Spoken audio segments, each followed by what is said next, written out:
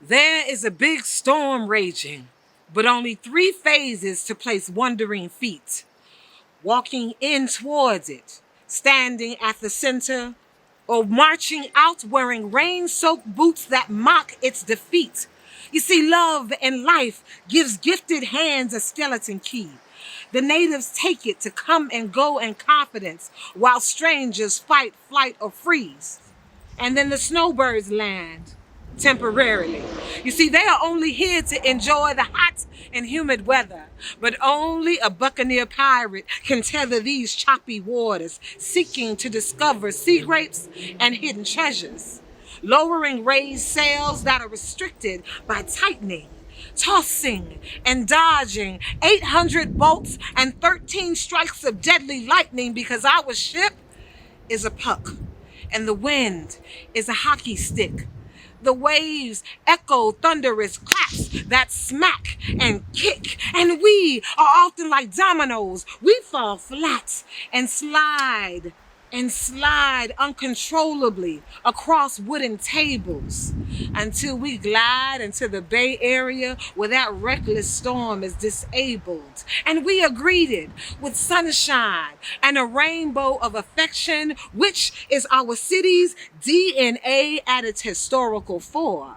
West Tampa, Seminole Heights, Soho, and Ybor. You see, we are Latinx, Italian, Black, white, Asian, and more. We are anchored in unity, indigenous at our core. You see, we are champions that hold the skeleton key to unlock the treasure chest. We are flowers of resilience that blossom when our feet reject rest, because we walk in towards the storm. We stand at the center. We march out wearing rain-soaked boots that mock its defeat, because we nurture fractured legs and we fix broken wings, because we love hard. We are strong and ready. We are the beats of hearts that are measured and steady, because we are the most beautiful, tropical, exotic bay that you will ever meet.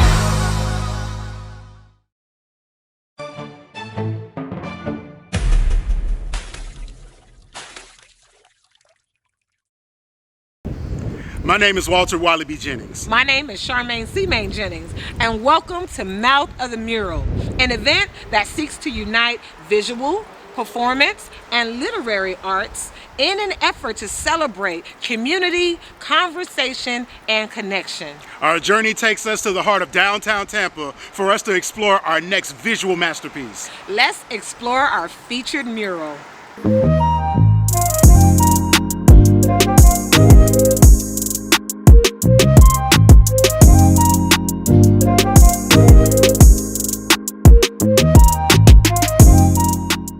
Thank you all so much for tuning in to Mouth of the Mural. We are very excited to have the visual artist responsible for the love of this city mural in lovely downtown Tampa, Michelle Sawyer and Tony Brown. Thank you all so much for being here with us.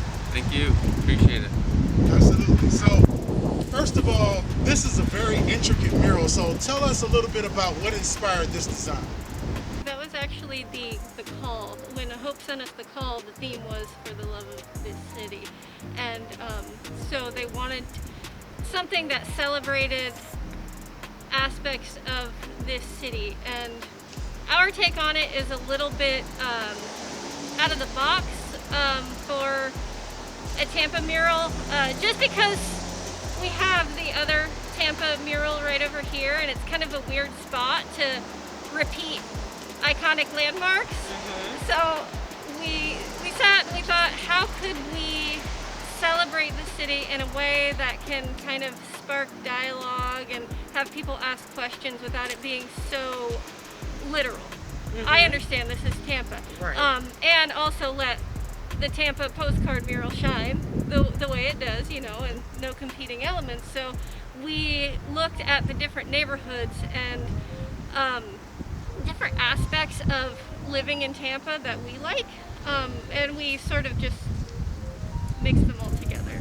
Now, doing your research for the project, and I love all of the, you know, the references to, you know, wildlife and appreciating that and how we need to take care of our home, which is Tampa.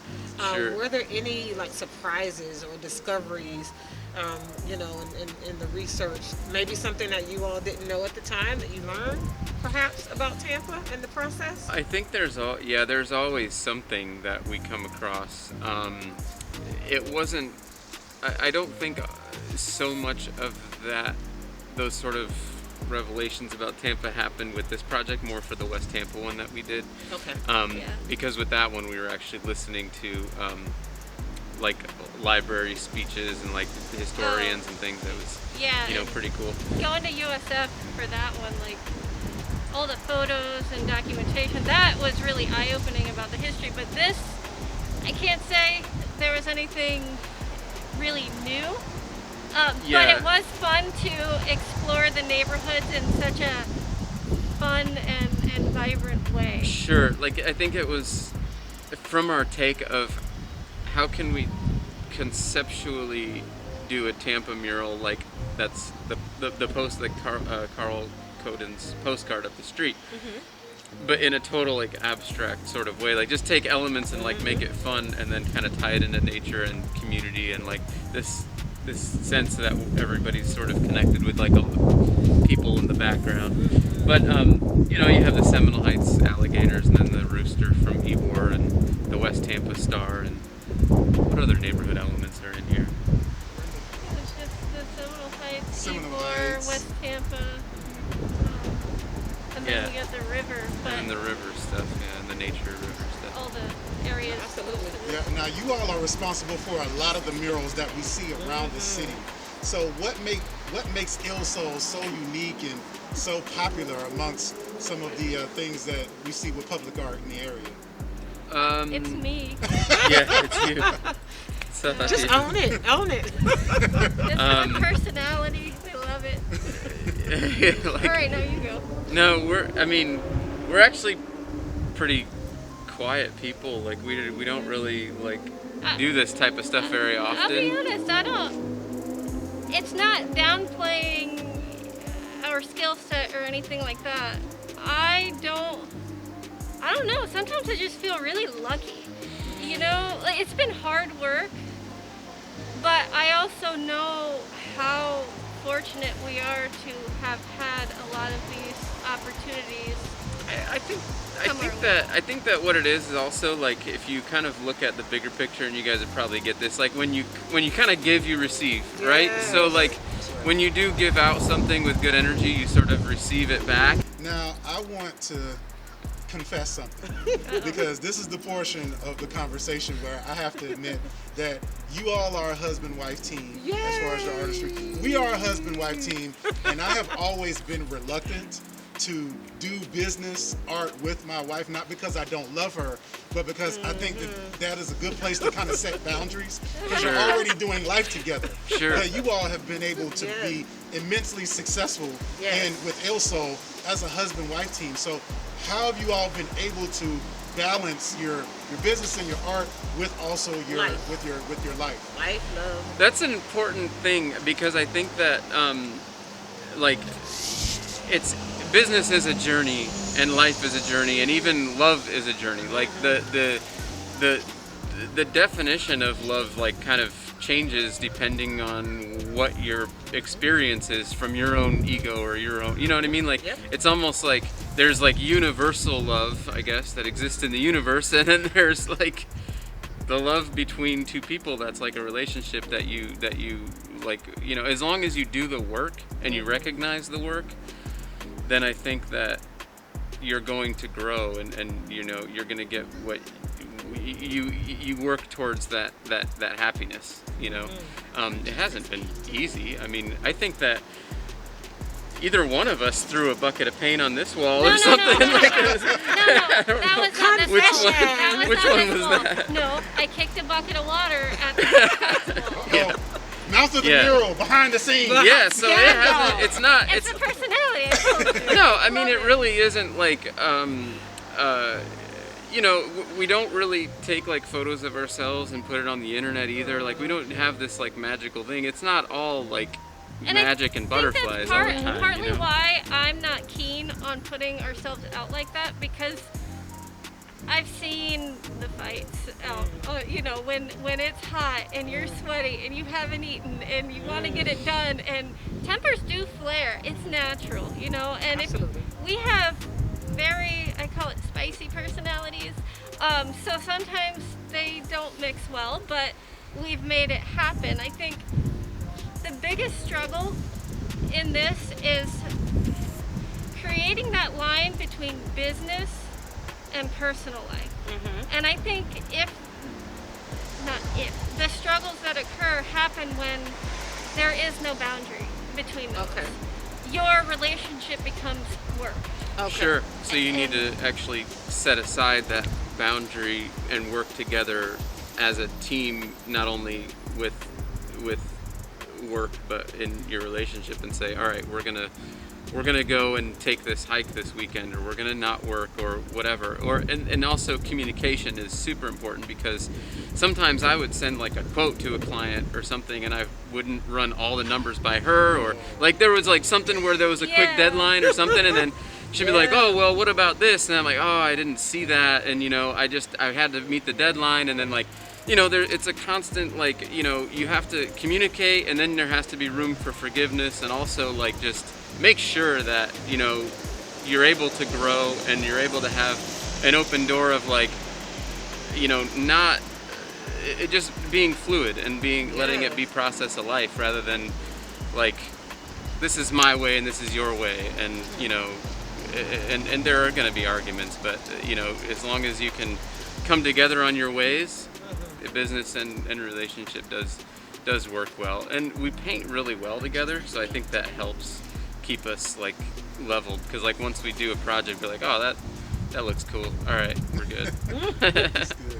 Well, Tony, Michelle, thank you all so much for not only your contribution for the love of this city, but everything that you all are doing in Tampa to hold space for other artists and continuing to advance artistry forward in the city. Really appreciate you all. Appreciate you guys, thank you so much. Love means that even when it's over, pieces of it are still within you. I left home when I was 17 years old and still wanted to be awakened by the smell of Cuban cigars and coffee. I still felt the warm blanket of sun ray against my body during blizzards. My feet were blistered from the hot sands in my winter boots, and snowed streets were baptized in the salts of the Gulf of Mexico. My embered insides still burned Tampa, Florida. So what do I know of love? I know that you can't just toss it to the wayside and expect it to disappear. My love is complicated. My love is chop and screw, 'cause this my city boy. So yes, wake me up with Cuban cigars and coffee. Wake me up with oranges, mangoes, and freshly siphoned coconut water for lunch. I want me a Cuban sandwich. So maybe we can slide by La Segunda, stroll down 7th Avenue, and end up at Alessi for dessert. The life here ain't sweet. It's more savory, like dirt bike rides on a Sunday, and football game fish fries in the front yard, the palm tree and the palm tree tattoo, nighttime drives down 275 with the night air, El Sereno, making us sticky with joy because we fall in love. To the tune of bonfire, backyard party, culture, the friends who become family, the hardest rocks, laughing in the rhythm to crashing waves, they say. There's something in the water, 'cause I can love you in my southern twang, no outcast, just feeling goody with my mob. This, my magic kingdom, this city, love me vibrant, love me fashionably in print, loves me like the sunset you never want to say goodbye to, even though you know tomorrow's will be just as immaculate, if not more. The city loves me crazily, like roosters falling from trees and alligators prepared to tee off at the golf course, crazily like drifting me into the Hillsborough River when I die and setting the raft on fire, pirate captain style, 'cause we filled with folklore, we filled with mysticism. You wish you knew the secrets to my peninsula, unpredictable tropical weather. We don't need no umbrella, we are the rain, thunderstorm, and lightning strike. This city loves me, and I love it back. I love this city like home. I love it like push from the nest. 'Cause ain't that the great part about being in love? About not staying in one spot until you die, but carrying all of its life with you wherever you go for all the rest of your days. Fountain of youth flows beneath our feet.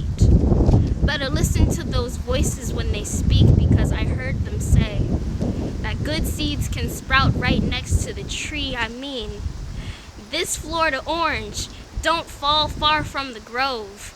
And this is all I know about love. You're tuned in the Mouth of the Mural. We're live on location at For the Love of This City.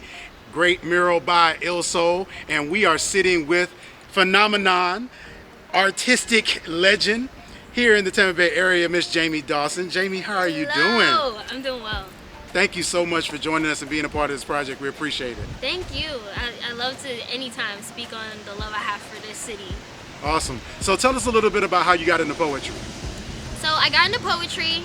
I always loved reading and writing poetry, Maya Angelou. So I used to carry around those books with me in middle school, just compilation of Black authors.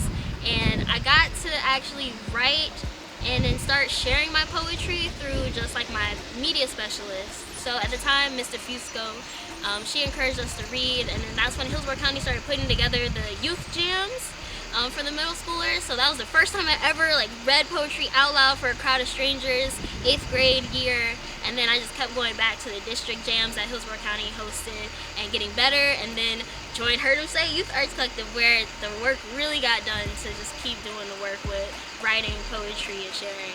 Now, you mentioned being a part of the Hillsborough County Public Schools. You are a District Poetry Jam champion. Yes. You are a Heard 'em Say Youth Arts Collective alumni. So you are a part of the foundation of youth arts and the contemporary arts movement here in the Tampa Bay area. When you think back on your time as a young person being involved in the arts, how has that impacted your life up to this point? Oh man, there's so much to pay attention to, is one thing that I definitely learned with writing, making original pieces, listening to other people's experiences in life and everything, writing and art in general and expression and emotional like needs, and so like just so much, so much of life is encompassed in the arts. And I would say I honed all of those skills through practice, not just writing and being able to speak well, but being well as a person. So you are one of 4 students from the Tampa Bay area to receive the First Wave Scholarship from the University of Wisconsin-Madison. So can you share with us a little bit about the program and what your experience was like in Wisconsin? Yes, absolutely. 4 is a great number, by the way. Tampa's amazing for that. for having that number of students elected into the First Wave program. So First Wave is a hip hop and urban arts scholarship at the University of Wisconsin-Madison. Its focus are arts, academics, and activism. And students can apply when they're about to matriculate into college. I applied with spoken word and singing as my foundation, my artistic foundations, and as well as an artistic portfolio. But I was one of 16 introduced into the 9th cohort, but you collaborate and work with students of all kinds of different disciplines. Great thinkers, phenomenal artists, DJs, trumpet players, graffiti artists, b-boys, rappers, and so we're all there learning career, learning a discipline, but also creating and being active on campus and all of that. And you really maximized your time while you were there with traveling abroad. Know that you were able to go over to Brazil. Yes. And also the internship in New York. Can you share a little bit about some of those experiences and how being at Wisconsin opened up those doors for you? Oh, absolutely. So the University of Wisconsin-Madison is a Big Ten university. It's part of a network. It's been established for hundreds of years. And so when we talk about just the massive impact that an institution like that can have, not just for its local people, but for people of the state, of the nation, and internationally. It's a Research 1 university, a D1 university. So when it comes to programs and having access to these things, the university was able to supply. I got to travel to Brazil, Copenhagen, Denmark, and also New York. And for each of these opportunities, I got to apply for an internship and for funding so that I can still expand my own learning and apply what I know to these different programs around the world. Now, you talked about some of the various art disciplines that you're into, and so you're a deviation from the mindset of, well, you gotta choose one, but you found a way throughout your years to always incorporate the various art passions that you have. How have you been able to do it, and is that something that you plan on continuing? Oh, beautiful. I'm definitely going to continue that. That, to me, that is the only way. It's who I am. One time I said, poetry is where I synthesize, where I'm able to think. Singing is where I can feel, and movement and dance is just where I can express when everything else is failing me. And these things don't exist by themselves, but work in tandem always to tell the story. Something to be aware of. When we talk about acting, you can't just be a voice. You have to be a voice and a body, and be aware of your co-stars and people who you're working with. And so everything is a conversation, an ongoing conversation. I work in the vein of call and response, and so at any moment, something I say can call to my body to do something, to which it responds, that can then, call to anything else, and just keeps it going. You've always been very intentional as far as not with even with your studies, with your art. Everything you've done has always been very intentional. So can you share a little bit about some of your upcoming projects and things that you have that you're working on? Oh, absolutely. It's been a joy to participate in Mouth of the Mural, and I can't wait to show you what we do in tandem with that. Other projects I have coming up is to actually release a chapbook of my poetry, so people can consume it and enjoy it. And I also have a one-woman show, God is at Your Feet, which has been produced, and I'm going to continue to release to the public for our holidays, and develop curriculum so people can digest what's there in the work and come out with their own lessons and community conversations that they can have. Now, you talked about Mouth of the Mural and being a part of this project, and the poem, of course, is amazing. What would be your encouragement or advice to a young person, especially for them getting involved with Mouth of the Mural? Oh, for anyone wanting to get involved with writing, poetry, the programs that we have going on here in Tampa, it's seek it out and apply yourself. You're the one who told me, when you do the work, it shows, and when you don't do the work, it shows. So anything that you're working towards, know that you can accomplish it, and that there are resources and people around you who do want to help you achieve those goals. Well, Jamie, we love you. Thank you so much again for being a beautiful representation of what Tampa is all about. And of course, we wish you well in your career and in your future, and excited about what you got coming up. Thank you. I love you too. I love you. Love you, Dawson. Mouth of the Mural live in downtown Tampa at the Portico, and I am sitting with the events coordinator for the space, Ms. Shalette Davis. Ms. Davis, thank you so much for joining us. Oh, it's my absolute pleasure. Thank Absolutely. you. So, for the love of this city mural by Ilso, why did the Portico think it was important to have this mural as a part of their space? Well, the Portico itself is a community gathering space, and whenever a committee of folks got together, and this is actually, a lot of people don't know this is the downtown campus of Hyde Park United Methodist. So this campus was gifted to them in South Tampa, and they were like, what are we going to do with it? So it was a committee of people dedicated to making this space, this entire campus, a gift to the city.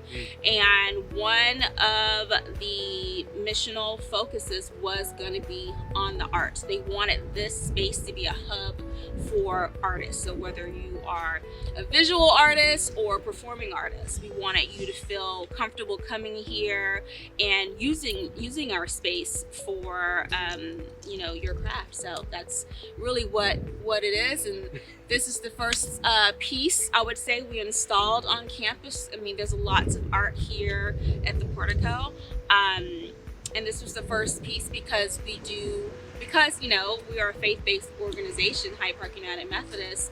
We want everyone to know that everything we do is for love. So it's a mission of love. Yeah. Now, the mural is obviously a very layered piece as well. There's a lot of symbolism in it. So what are some of the messaging and things that you hope to communicate to the general public with the mural? Yeah.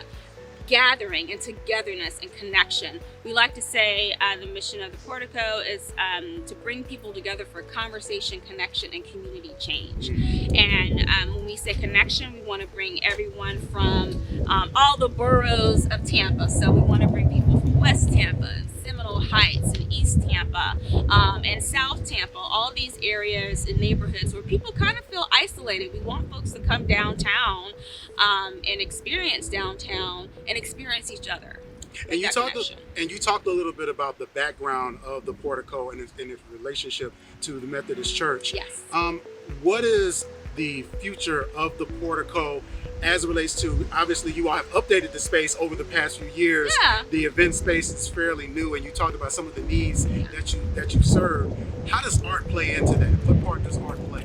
Well, art is a huge driver of creativity and even in business. So the Downtown Partnership, I sit on their Arts and Entertainment Committee, and we know that the arts bring people together. So whether it's an art show or an open mic night, which we host on a regular basis when we're not in a pandemic, right.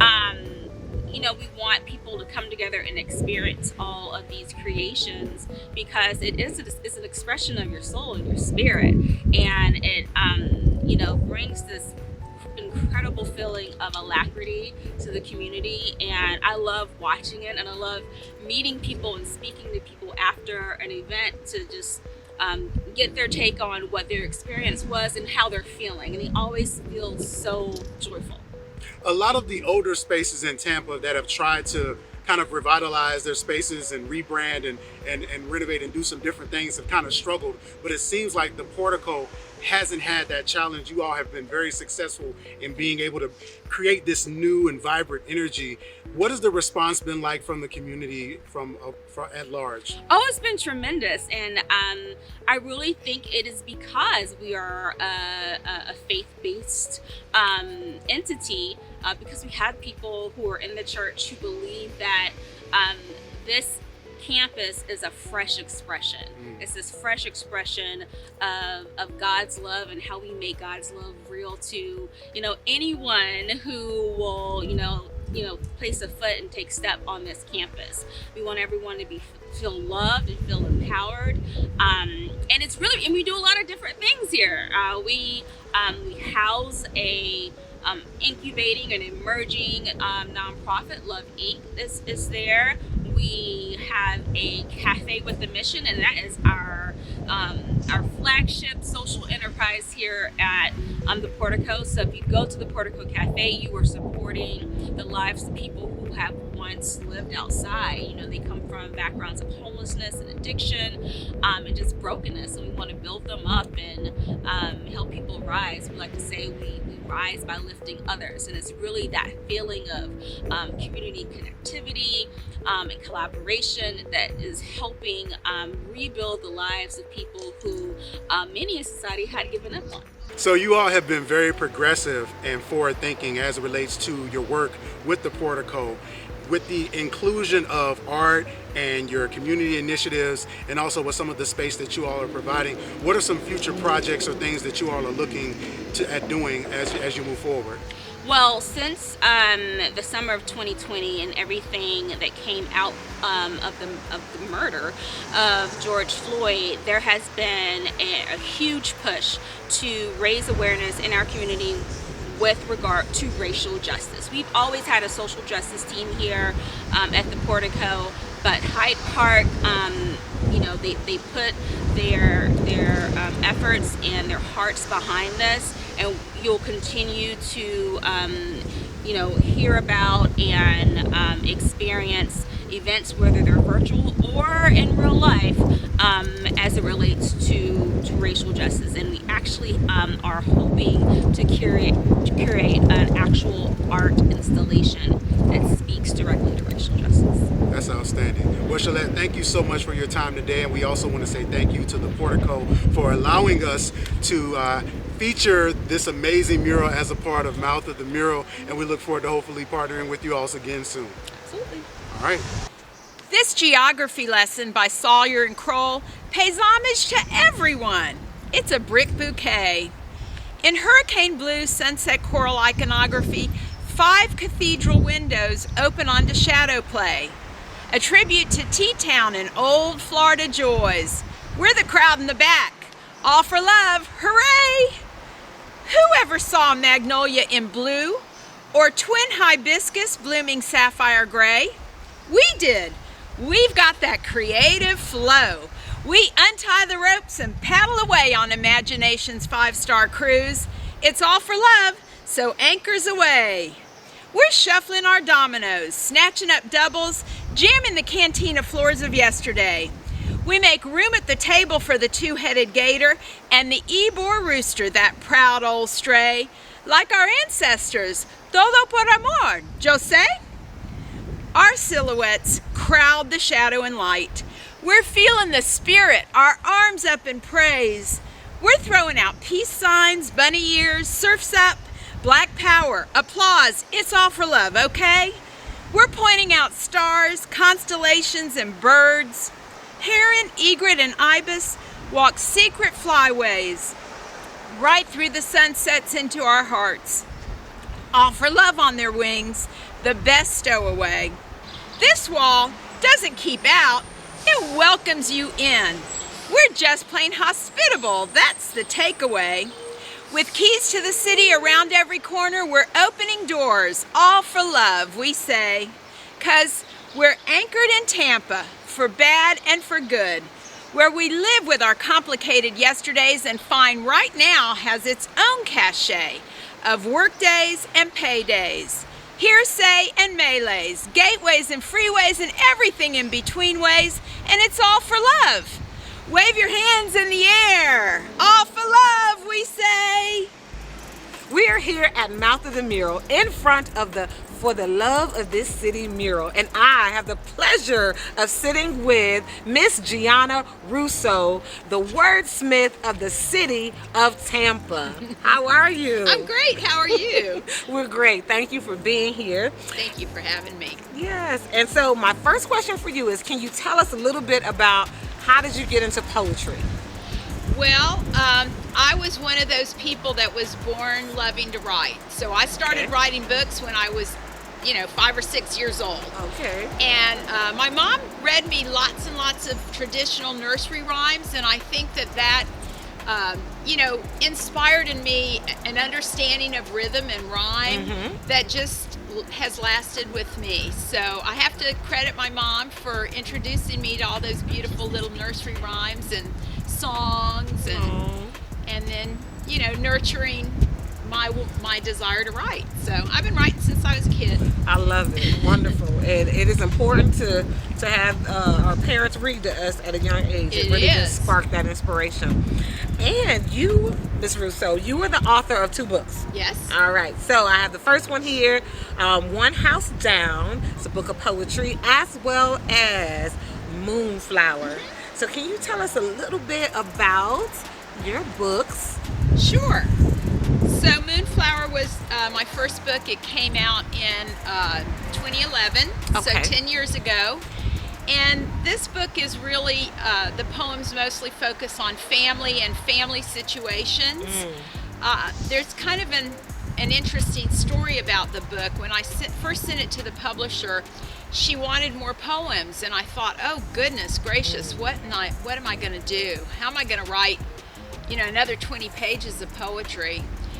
And as I was trying to work my way through that, unfortunately, my mother got ill, and then she did pass away. Okay. And that experience led me to write a whole new section of poems, really. Wow. So Moonflower is about family, and it's about relationships. Wonderful.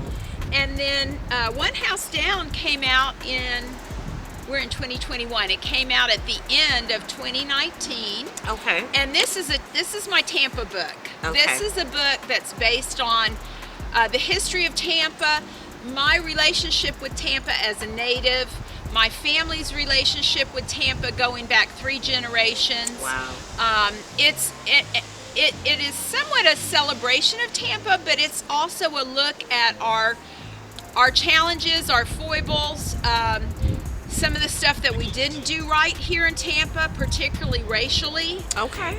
It's really trying to deal with Tampa in all its beauty and all of its warts. So wonderful. It's more of a historical collection, although there's a lot of me in it too. I love it. So we get the full experience. So the first book, it's family, it's those different life cycles, it's and then One House Down is about the city. Yes, the love of the cities. I love that. So thank you. And so if someone were to get a hold of these books, so we wanna purchase these books, we could possibly go to your... Well, I think I've got the links listed on my website. Perfect. But Moonflower you can get through Amazon, and unfortunately my publisher for Moonflower passed away, and so the press closed, but I'm still able to get copies and sell them on Amazon. This book I really want to promote from Madville Publishing. Wonderful. Madville Publishing is a small independent publishing house in Texas, and she's only been around about 3 or 4 years, and her focus is publishing work that deals with place, a sense of place. So Madville Publishing for One House Down. Wonderful. All right, and thank you for that. All right, so currently you're serving as assistant professor of English and creative writing at St. Leo University. Yes. So how does your role as a teacher influence your artistry and vice versa?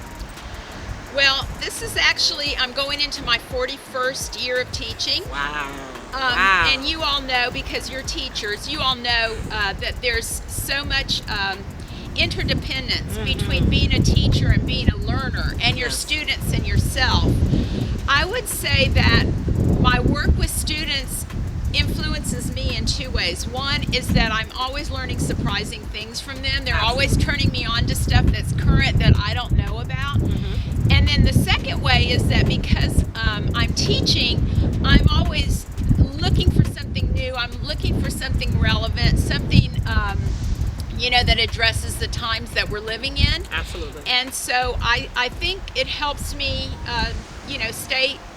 stay on top of what's going on in the world.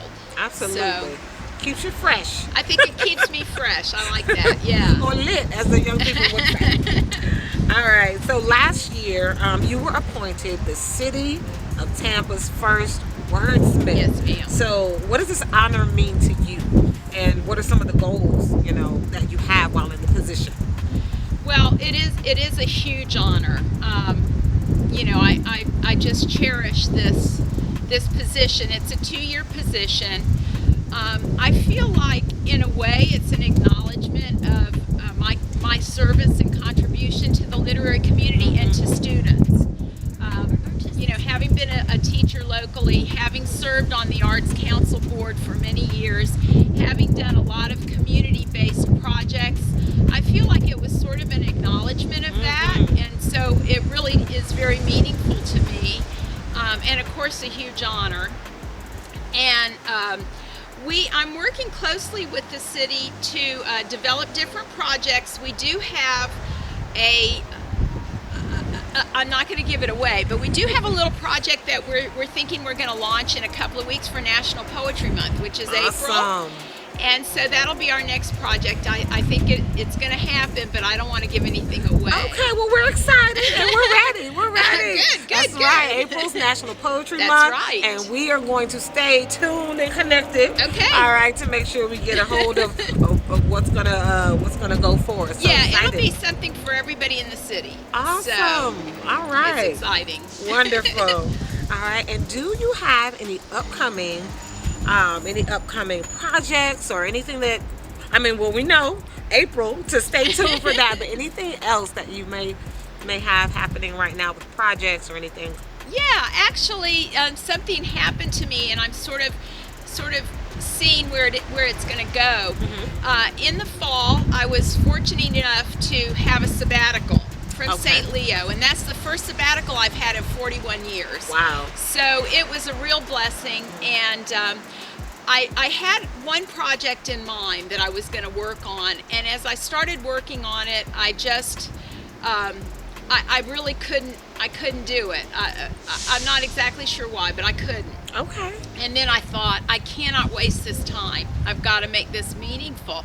So I decided to do something that I call making it too small to fail. Do something that's so small that there's no way it's going to fail. Okay. And I came up with the idea of writing poems in a form that I created called the daily.